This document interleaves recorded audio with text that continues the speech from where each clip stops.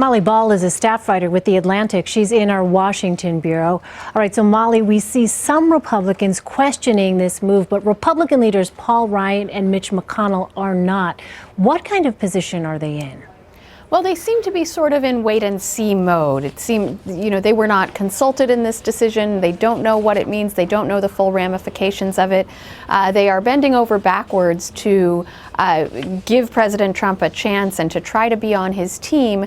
But I think behind the scenes, there's quite a lot of disquiet about whether this is something that they're going to be able to accept. And part of it is that the implementation of this order is still being figured out on the fly. That's why when it was issued late Friday night, there was so much chaos and uncertainty, because even the agencies tasked with implementing the order, even though the text of the order had been circulating for a few days, it was up to, in some cases, individual customs agents on the front line to try to figure out who to let in, who to turn away. And so Republican leaders, some have been critical, but others seem to be waiting to see how this plays out. And you touched on the process there, Molly, but Ohio Republican Senator Rob Portman says that lawmakers were basically out of the loop on this ban.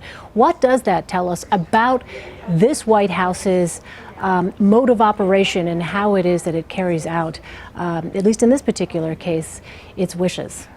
Yeah, we have a White House that seems committed to a sort of shock and awe strategy for implementing its priorities, particularly in this first week when they have gone, boom, boom, boom, with one after another of these symbolic actions on big sweeping priorities that the president plans to pursue. Now, in a lot of cases, the symbolism is much more than the substance. The executive order on Obamacare, for example, doesn't actually do anything to repeal Obamacare, but it lays down a marker, says this is important to him, and this is a policy he's going to pursue aggressively.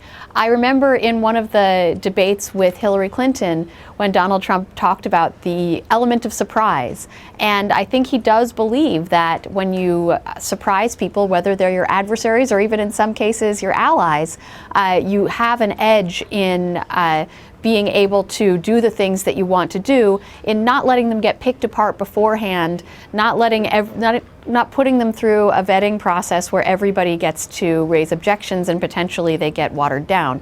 Now, there are obviously weaknesses to a process that is that chaotic, and I think we're seeing a lot of things come through that haven't been vetted by the agencies that are tasked with implementing them in the traditional way. There is a reason that that's how things have been done in the past, but Washington, I think, is going to have to get used to the different way that this president operates. And on another issue here, Donald Trump's chief strategist, Molly, Steve Bannon, now has a seat on the Principals Committee of the National Security Council. What are the potential implications of that?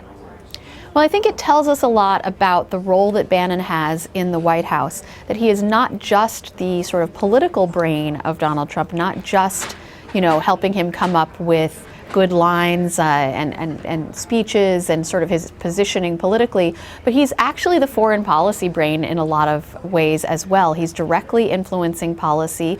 It is unprecedented to have a political advisor to the president be a regular part of these meetings, and we heard on Face the Nation just now Senator McCain expressing some disquiet about that. We will have to see going forward how that translates. It hasn't been fully explained by the White House why this reorganization was necessary. It is disruptive to the national security apparatus. They're calling it a streamlining.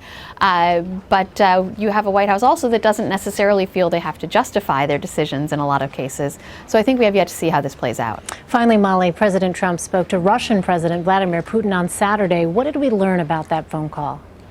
Well, based on the statements that were put out by both sides, the readouts on the American and the Russian side, it was a very lengthy conversation. They talked for about an hour. There was a lot of talk about potential areas of collaboration. It's no secret that Trump has a friendly attitude toward Vladimir Putin and believes that it is possible and desirable for America to have a better relationship with Russia. They talked about collaboration on economic matters. They talked about collaboration, particularly on security, about defeating ISIS together. There was not apparently any talk of sanctions, and that is where this relationship is going to get contentious. Russia, of course, would like the American sanctions on them to be lifted. Trump has given mixed signals in this regard. A lot of other actors, Republicans and Democrats in the Congress, would become very inflamed if there was a move to lift sanctions. We don't know where that's going to go, and it is very interesting, potentially telling, that topic was completely avoided in this first phone conversation. We'll continue to watch it closely. Molly Ball for us in Washington. Molly, thank you. Thank you.